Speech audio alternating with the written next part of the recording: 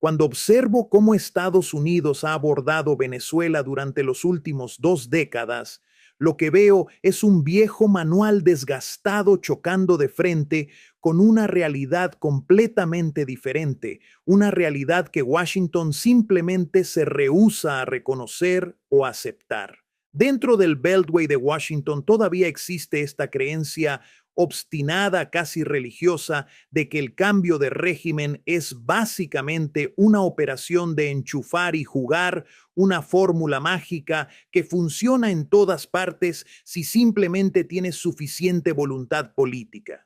Aplicas la misma plantilla a Panamá en 1989, Irak en 2003, Libia en 2011 y debería funcionar nuevamente como por arte de magia, como si la historia no existiera.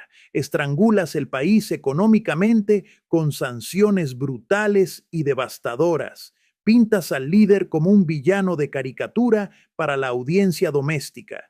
Unges a un exiliado fotogénico y carismático como el verdadero presidente legítimo. Agasajas a los oligarcas locales con promesas de privilegios restaurados y privatizaciones.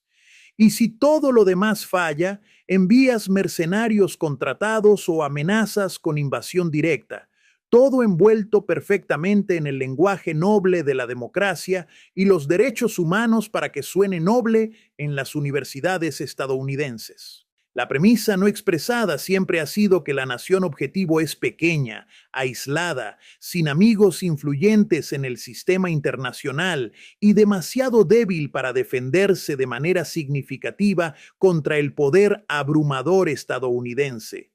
Esa premisa, ese modelo mental, moldeó cada movimiento hacia Caracas durante años y décadas. El único problema fundamental, Venezuela nunca leyó ese guión y cuando lo leyó decidió hacer exactamente lo contrario. Primero, esto no es Panamá, ni Granada, ni ninguno de los otros objetivos históricos de Washington. Venezuela es un país grande, complejo y expansivo, con junglas más espesas que cualquier cosa en América Central, cadenas montañosas que engullen ejércitos enteros y un ejército que ha estado planeando deliberadamente un enfrentamiento defensivo con Estados Unidos desde principios de los años 2000, justo después del fallido golpe de 2002 contra Hugo Chávez. Un golpe que disfrutó al menos de aliento americano tácito, sino de participación directa. Chávez y su círculo íntimo dejaron de pretender que el choque era hipotético o especulativo. Lo trataron como el primer disparo de una guerra larga que podría durar décadas. Desde un punto de vista realista y estratégico, ese momento único le dio a Venezuela algo absolutamente invaluable: motivo y tiempo.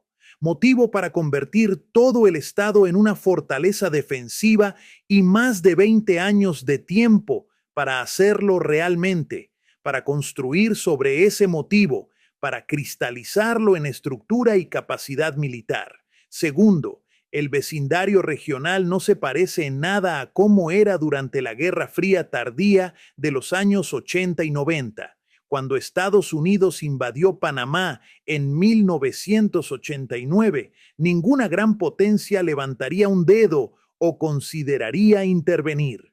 Hoy, Venezuela se sienta dentro de una red compleja de alianzas estratégicas con Rusia, con Irán e indirectamente con China, creando un triángulo de apoyo que hace imposible cualquier aislamiento total. Sistemas de defensa aérea de clase S-300 y S-400 avanzados con capacidades sofisticadas, cazas Su-30 con capacidades multiroles formidables, misiles antibuque costeros de generaciones recientes, tácticas de lanchas rápidas iraníes que tienen décadas de refinamiento. Nada de esto es teórico o decorativo. Un movimiento militar contra Venezuela no sería un ataque punitivo de fin de semana contra un objetivo indefenso como en Granada o Panamá. Sería una campaña de alta intensidad contra un país que puede disparar de maneras que realmente duelen, que ha sido diseñado específicamente para infligir daño. Tercero, mira el historial de intentos fallidos de cambio de régimen. El golpe de 2002 colapsó en solo 48 horas. El espectáculo de la presidencia provisional de Guaidó de 2019, completo con reconocimiento sincronizado por 50 gobiernos occidentales y coronación mediática de pared a pared en todos los canales de noticias, terminó con Guaidó completamente irrelevante e impotente y el ejército sin cambiar jamás su lealtad. Luego vino la Operación Gedeón de 2020, una operación mercenaria que parece sacada de una película de comedia fallida. Ese desembarco mercenario trágico donde un puñado de exmiembros de las fuerzas especiales estadounidenses y exiliados venezolanos bajaron de un bote de pesca y fueron inmediatamente detenidos como turistas perdidos, parados en ropa interior en videos que se volvieron virales. Cada fracaso no debilitó al gobierno.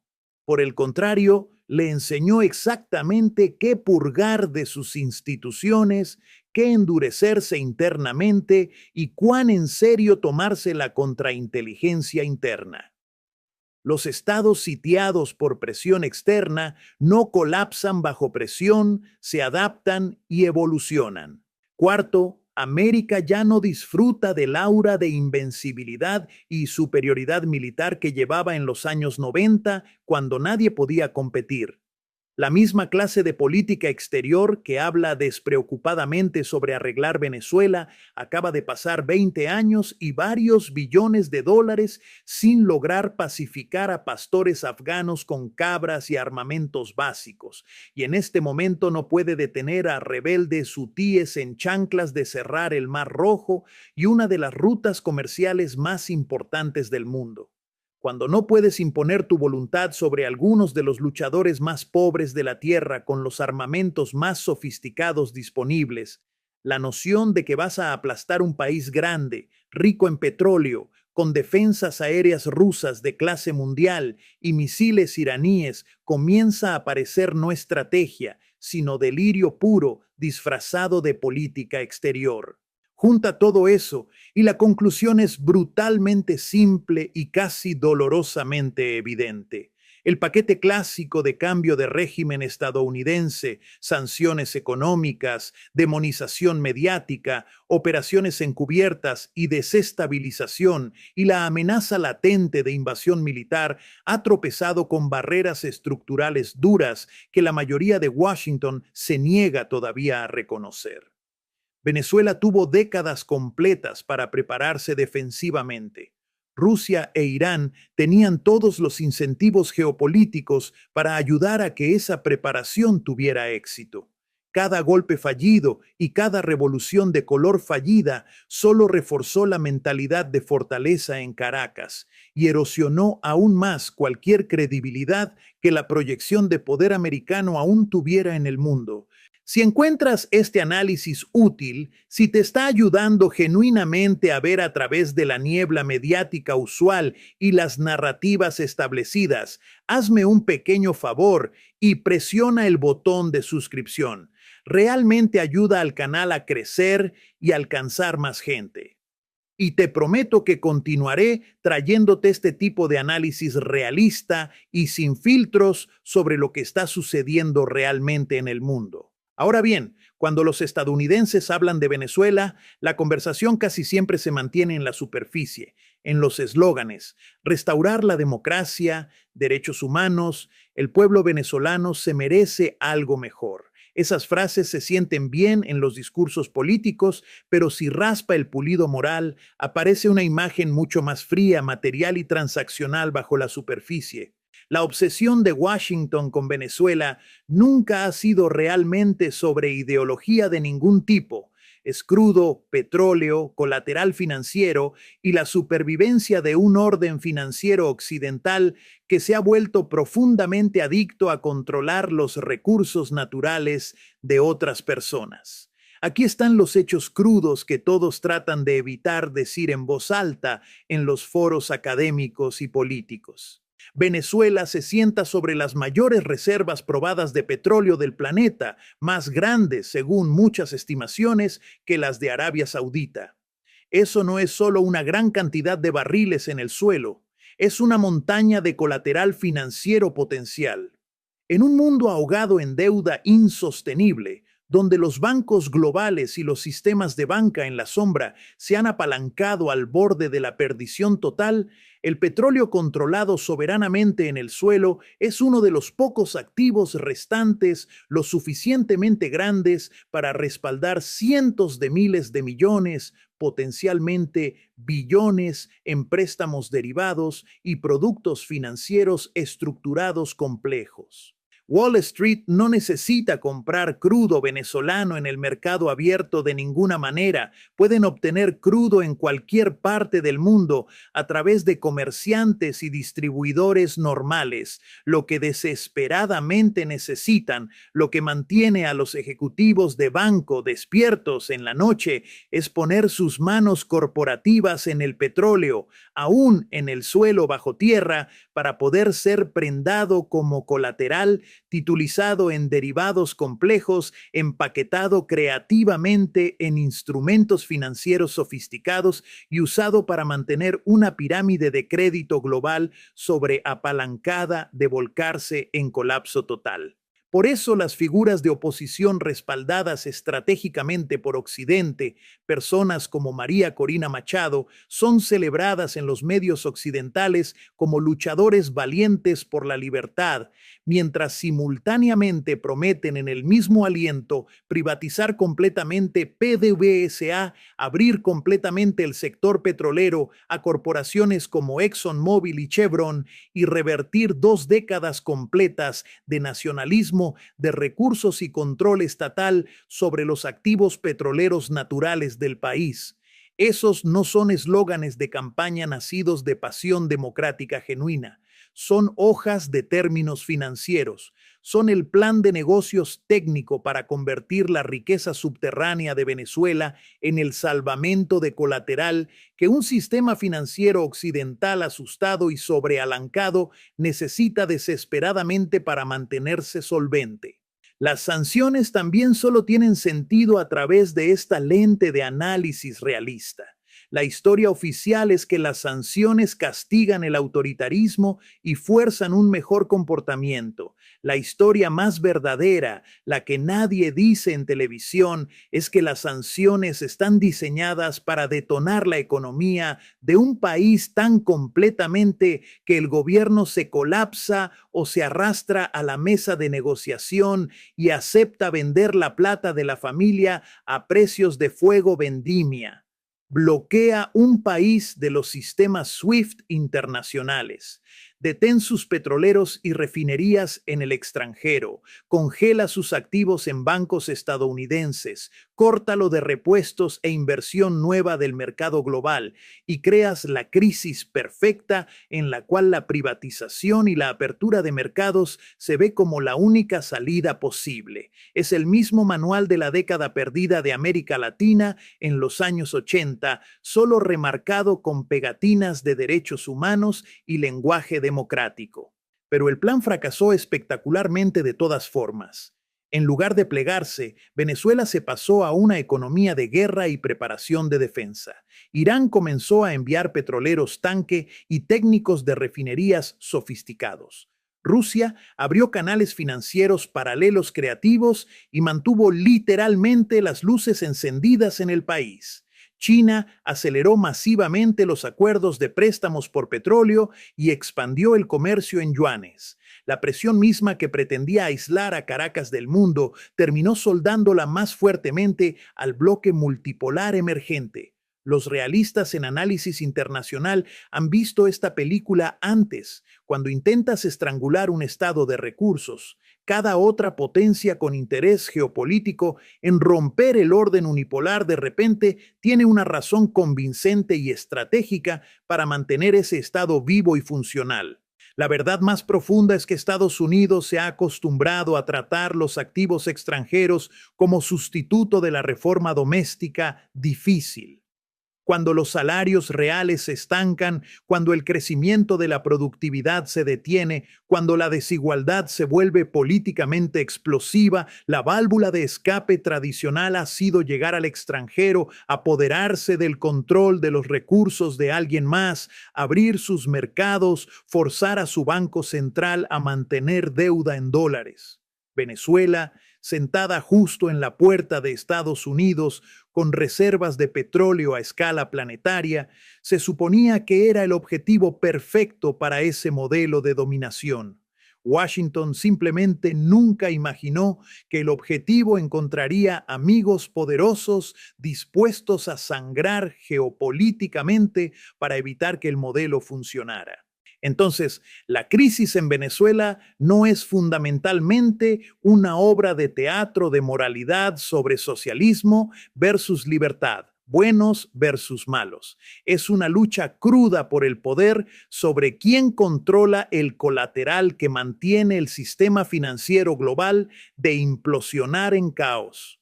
Una vez que comprendes eso, tanto la ferocidad de la política estadounidense como la obstinación absoluta de la resistencia venezolana, de repente tienen perfecto sentido. Durante 2 décadas, los analistas de Washington se han confortado con la idea de que los problemas de Venezuela son autoinfligidos, problemas de un socialismo fallido, corrupción rampante, mala gestión económica, ineficiencia institucional. Casi nunca admiten la parte donde el país ha estado deliberadamente preparándose para la hostilidad estadounidense desde principios de los años 2000 y preparándose con ayuda masiva y sostenida de Rusia e Irán durante esas 2 décadas.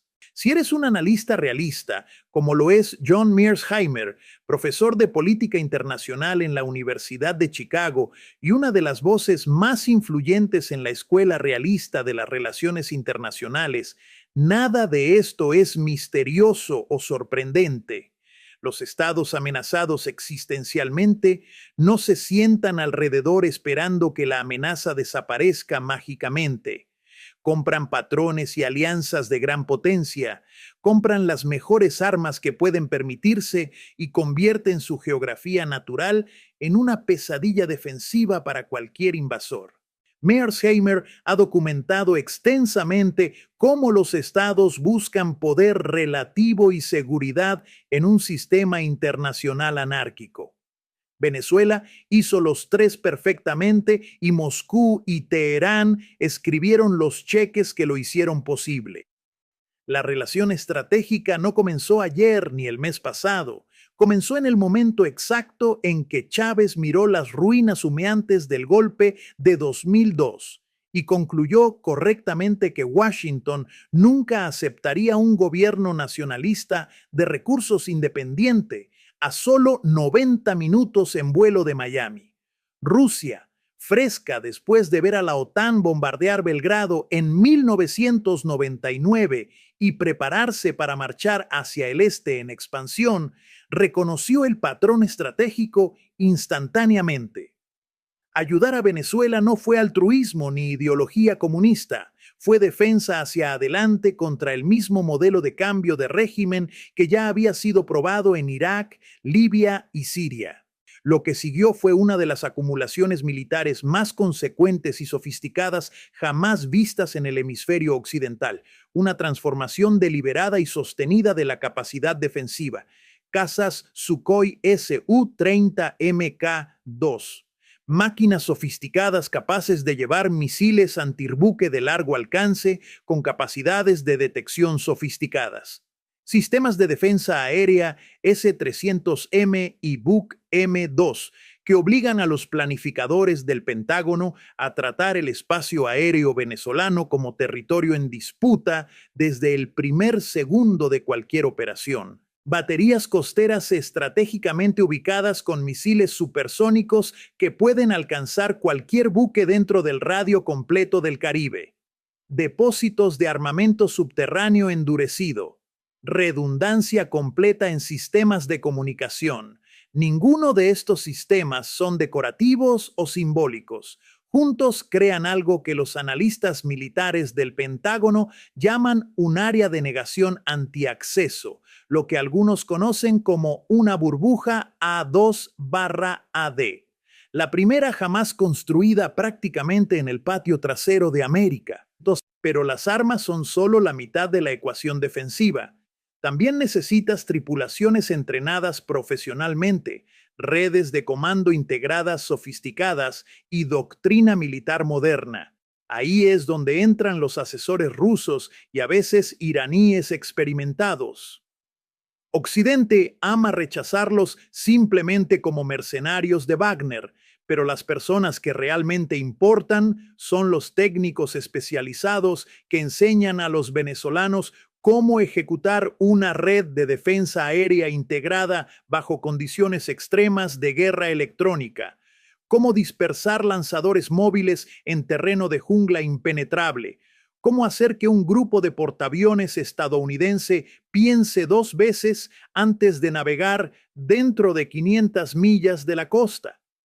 La contribución de Irán es más asimétrica, pero no menos letal militarmente. Lanchas rápidas de ataques sofisticadas, tácticas de enjambre de drones y embarcaciones, misiles balísticos antibuque basados en tierra con alcance extendido, tecnología de drones avanzada. Irán ha pasado 40 años descubriendo cómo hacer sangrar a la Armada estadounidense a costos aceptables para su economía. Algo de ese conocimiento acumulado casi seguramente ha migrado al Caribe y ha sido compartido con oficiales venezolanos. El resultado es una postura defensiva completa, cuyo propósito estratégico no es derrotar a Estados Unidos en batalla abierta convencional. Venezuela nunca podría hacer eso, ni lo espera.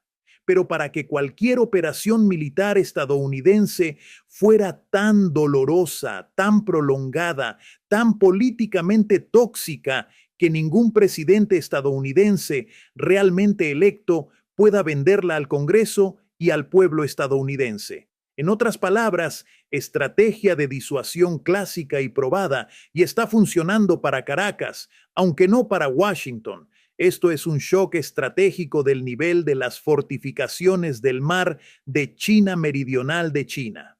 El ejército estadounidense ha acostumbrado durante décadas a tratar todo el hemisferio occidental como un lago seguro de operación donde puede hacer lo que quiera.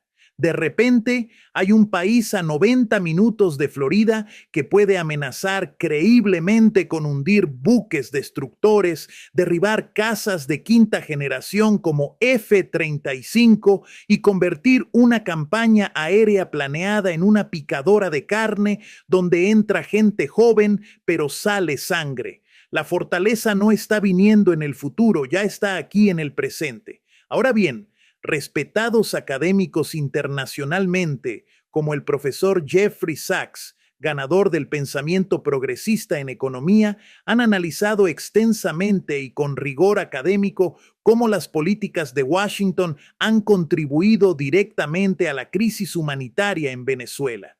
El profesor Sachs ha documentado meticulosamente cómo el régimen de sanciones económicamente sofocante ha impactado devastadoramente a la población civil, un punto que a menudo se pierde completamente en el debate convencional de política exterior.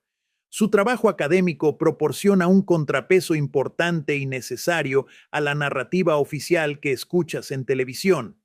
Cuando ves los números reales de pobreza, malnutrición, colapso de servicios públicos médicos causados por sanciones versus la retórica sobre exportar democracia, el cinismo se vuelve casi insoportable. Eso nos lleva a la serie de fracasos encubiertos casi cómicos que prueban cuán lejos ha cambiado el terreno estratégico bajo los pies de Washington. El golpe de 2002 duró aproximadamente 47 horas antes de que la movilización popular masiva y las unidades militares leales volvieran a poner a Chávez en el Palacio Presidencial.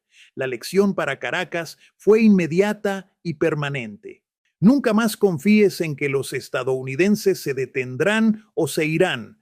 Desde ese día en adelante, contrainteligencia sofisticada, comisarios políticos dentro de las Fuerzas Armadas y milicias civiles a nivel de vecindario se convirtieron en pilares centrales de la estructura estatal. Avanzar rápido a 2019. Washington intenta la estrategia de golpe virtual sin usar soldados.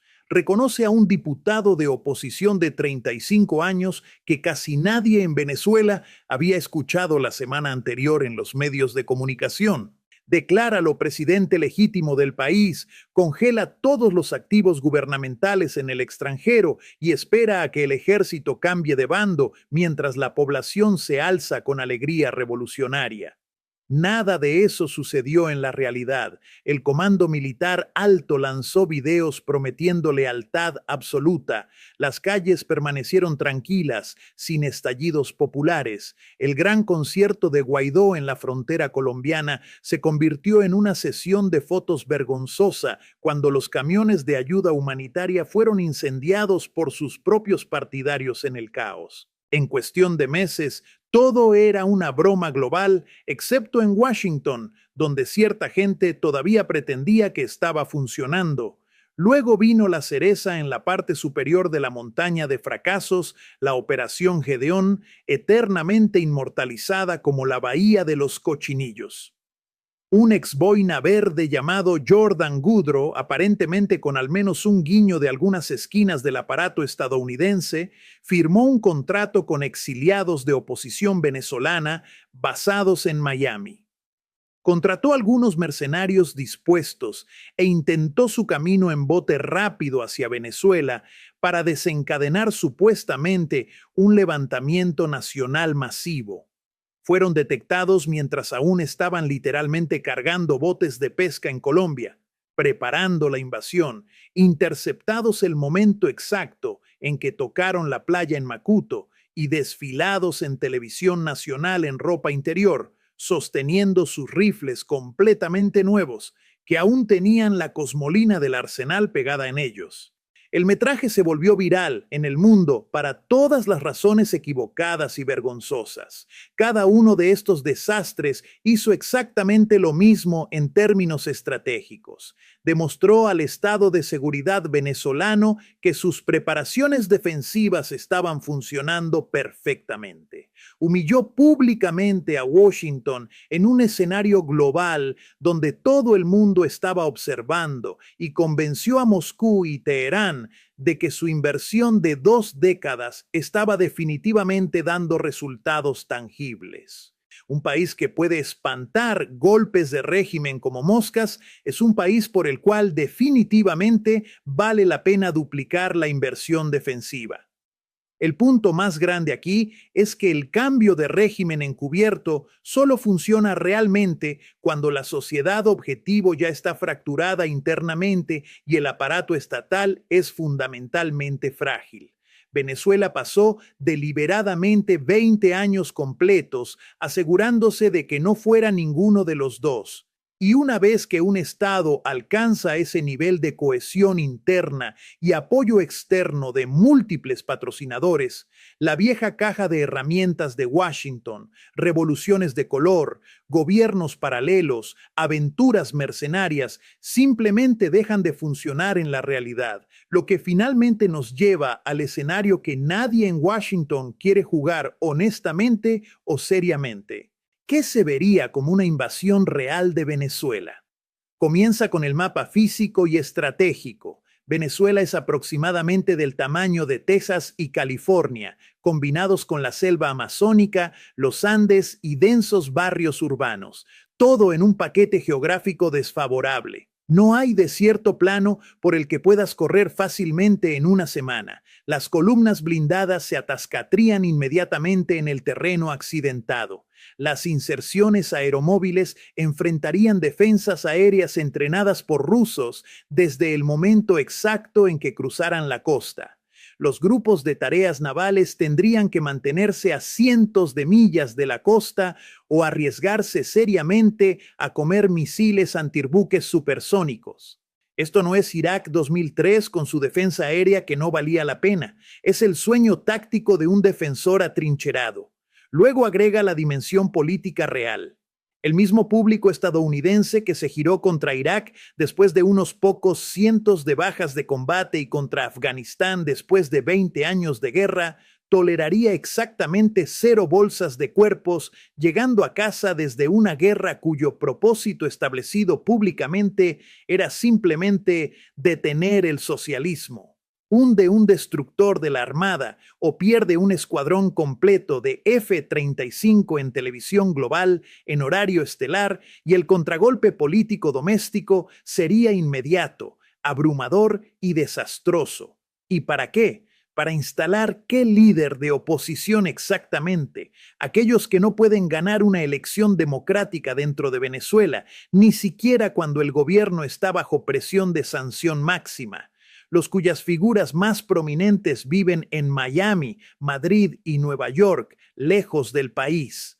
Cuando ejecutas los números militares y políticos con frialdad y realismo, una invasión no se ve audaz o valiente, se ve suicida para los intereses nacionales estadounidenses. Y sin embargo, todavía escuchas a generales de noticias por cable y columnistas neoconservadores hablar de ello como si fuera una opción viable. Esa desconexión entre retórica y realidad es la señal más clara de que Washington aún no ha interiorizado cuánto ha cambiado fundamentalmente el mundo. Dale un me gusta a este video si te está ayudando a ver la crisis de Venezuela con nuevos ojos.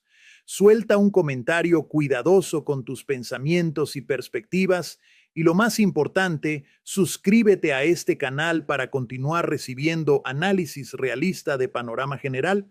La fortaleza que Venezuela ha construido cuidadosamente con ayuda decisiva rusa e iraní no será asaltada por unos pocos elementos expedicionarios de Marines. Tomaría una movilización a nivel de Segunda Guerra Mundial de escala completa. Cientos de miles de tropas, miles de bajas americanas, billones de dólares que no tenemos y años de ocupación contra una población que ha sido dicho durante 2 décadas que los gringos vienen y que de hecho vienen. E incluso, si por algún milagro improbable Estados Unidos ganara el premio territorial, el resultado sería un país destrozado cuyos campos petroleros están en llamas intencionalmente, cuya reconstrucción costaría otro billón de dólares y cuyo nuevo gobierno impuesto enfrentaría la misma guerra de guerrillas que Estados Unidos acaba de perder espectacularmente en Afganistán, excepto esta vez a solo 90 minutos de la frontera estadounidense, en lugar de 9.000 millas de distancia. En otras palabras, la ecuación costo-beneficio es tan lopsided que ningún líder estadounidense cuerdo jamás apriete el gatillo. La disuasión ya ha tenido éxito.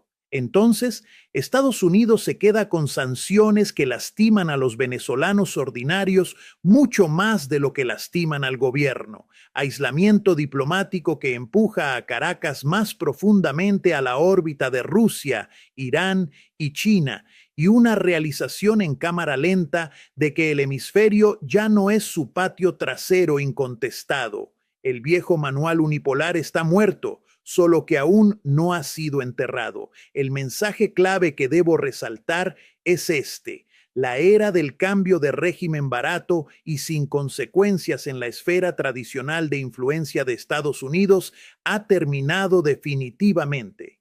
La periferia ha aprendido cómo fortificarse, a comprar protección de gran potencia y a hacer que el precio de la intervención sea políticamente y militarmente inaceptable para Washington. Y una vez que esa lección es interiorizada por suficientes países alrededor del mundo, Toda la arquitectura de la primacía estadounidense comienza a agrietarse, porque al final la saga de Venezuela es más grande que Venezuela misma. Es la historia de cómo el mundo posterior a 1999 está terminando definitivamente. La era en la que Estados Unidos podía derrocar gobiernos inconvenientes a un costo aceptable, instalar regímenes dóciles y embolsarse los recursos se está cerrando. Una nueva era se está abriendo, una donde los estados periféricos pueden decir no y hacer que se cumpla, donde grandes potencias rivales pueden extender disuasión miles de millas de sus fronteras, donde las sanciones crean contraataques en lugar de rendición y donde las cruzadas ideológicas siguen chocando contra el muro de ladrillo del interés crudo y la supervivencia nacional. Washington puede seguir pretendiendo que nada de esto está sucediendo. Puede seguir reconociendo nuevos presidentes provisionales, incautando más petroleros, aprobando nuevos paquetes de sanciones y soñando con el día en que la fortaleza finalmente se agriete. Pero cada año la fortaleza se vuelve más fuerte, los patrones más comprometidos con Venezuela y el público estadounidense más cansado de la guerra. El imperio se encontró con un objetivo que se preparó durante 2 décadas. Se alió con los principales adversarios de América, convirtió su propia geografía en un arma y descubrió que el costo de la conquista ahora excede cualquier cosa que el sistema político estadounidense pueda soportar. Y en esa colisión de realidades, la ilusión de dominio sin esfuerzo no solo se agrietó ligeramente, se hizo completamente añicos. Venezuela no derrotó a Estados Unidos en el sentido militar directo. Simplemente sobrevivió a la era unipolar, resistió la presión máxima y demostró que es posible. Y el resto del mundo está observando cuidadosamente, aprendiendo las lecciones y construyendo sus propias fortalezas defensivas.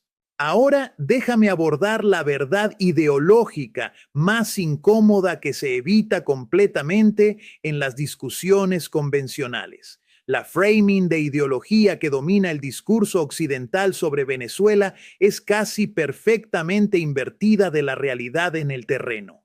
Se nos dice constantemente, repetidamente, en cada canal de televisión que esto es una batalla épica y maniqueísta entre libertad democrática absoluta y socialismo autoritario opresivo, cuando en realidad, en el nivel más fundamental y estructural, es una batalla entre soberanía nacional auténtica y resubordinación forzada a un sistema internacional que fue diseñado precisamente para mantener a los países periféricos dependientes, mucho antes de que Chávez jamás apareciera en el escenario político. En los años 90, cuando Venezuela era un niño cartel perfecto para el neoliberalismo aprobado por el FMI y el Banco Mundial, el país tenía algunos de los peores indicadores de pobreza masiva, desigualdad extrema y devastadores indicadores sociales en toda América Latina. A pesar de estar literalmente nadando, abundando en dinero de petróleo, la élite económica local enviaba prácticamente todas las ganancias del petróleo al extranjero para invertir en bancos privados de Miami y Manhattan. Los servicios públicos colapsaban por falta de inversión y 2 levantamientos populares masivos, como el Caracazo de 1989, fueron brutalmente reprimidos con miles de civiles disparados a sangre fría en las calles por un gobierno que se suponía era democrático y libre. Era democracia para la élite, represión para el pueblo. Chávez no inventó la pobreza que encontró en Venezuela, la heredó de décadas completas de gobierno alineado con Washington y con orientación neoliberal estricta. Lo que cambió revolucionariamente bajo el chavismo, lo que fue políticamente transformador, fue la dirección física de la renta petrolera estatal. En lugar de fluir casi completamente hacia arriba por la estructura social a corporaciones petroleras estadounidenses e internacionales y una pequeña oligarquía local parasitaria que vivía de la explotación, una porción significativa fue deliberadamente redirigida hacia abajo en el tejido social a través de campañas de alfabetización masivas que llevaron al país de 10% de analfabetismo crónico a casi cero. En clínicas rurales distribuidas por el campo, en redes de alimentos subsidiados, en universidades que la gente ordinaria y pobre podría realmente asistir sin ser miembro de las familias ricas de siempre. La razón más estructural por la cual el modelo de cambio de régimen fracasó completamente es que fue construido sobre una fantasía sociológica fundamentalmente incorrecta sobre quién vive en Venezuela y qué quieren. Washington asumía y aún asume que Venezuela seguía siendo la sociedad profundamente desigual, fragmentada y apática de los años 90 que recibiría a los salvadores respaldados por Estados Unidos con flores y celebración masiva. Las sanciones y la dificultad no debilitaron al gobierno como se esperaba. Lo radicalizaron aún más, pero no hacia Washington, sino hacia su propio gobierno y sus nuevos aliados en Moscú y Teherán. Entonces, cuando los comentaristas occidentales gritan que el socialismo simplemente no funciona, lo que realmente significan en un nivel profundo es que el nacionalismo de recursos que se niega a entregarle el petróleo crudo a nuestras corporaciones estadounidenses no funciona para nosotros, para nuestros intereses financieros. El marco ideológico, socialismo versus capitalismo, es una cortina de humo que oculta la verdadera división. La división real es entre economías que usan el poder estatal para empujar recursos hacia abajo mediante la estructura social, creando resiliencia de base amplia y legitimidad, versus economías que empujan todos los recursos hacia arriba, creando una pequeña élite adinerada dependiente de la aprobación extranjera y, por lo tanto, fácil de cambiar de régimen. Washington no odia el primer modelo porque sea económicamente ineficiente o administrativamente incompetente. Lo odia porque es estructuralmente difícil de desestabilizar desde el exterior, resistente a la presión externa. Venezuela hoy es la prueba viviente y concreta de que un Estado puede literalmente tomar las sanciones más duras jamás vistas en la historia moderna. Puede perder el 99% de sus ingresos petroleros durante años. Puede ver su moneda desmoronarse en hiperinflación y aún así no colapsar políticamente porque suficientes de su gente tienen una participación directa en la supervivencia del sistema y porque grandes potencias rivales tienen un interés invertido geopolíticamente en mantenerlo funcionando en pie. Esa combinación es letal para el viejo manual imperial y Venezuela no está sola en esta dinámica. El mismo patrón se está repitiendo en todas partes donde Estados Unidos intenta aplicar presión máxima en los años 20. Irán sobrevivió décadas de sanciones. Rusia sigue de pie a pesar de Occidente. Incluso la pequeña Cuba, después de 60 años completos de embargo estadounidense, sigue existiendo. Las herramientas que alguna vez funcionaron perfectamente, guerra financiera, fuerzas proxy, operaciones de información, acción encubierta, se están encontrando sistemáticamente con estados que han aprendido el juego, encontrado patrones y construido coaliciones domésticas suficientemente profundas que pueden soportar dolor externo. Ese es el cambio estructural fundamental que Washington se niega completamente a confrontar en sus análisis. Todavía opera como si viviéramos en 1995, cuando una carta severa del FMI y unos pocos misiles de crucero eran suficientes para hacer que los gobiernos se plegaran y obedecieran. todavía cree su propia propaganda sobre el deseo universal de democracia al estilo estadounidense, cuando en realidad mucho del mundo cada vez ve ese modelo como plutocracia fina, disfrazada con mejor marketing y lenguaje de derechos humanos. Todavía mide el poder único y exclusivamente en portaaviones y Producto Interno Bruto, mientras pierde completamente la nueva realidad del poder geopolítico. El poder hoy también se mide en quién puede absorber castigo externo y seguir en pie como Estado funcional.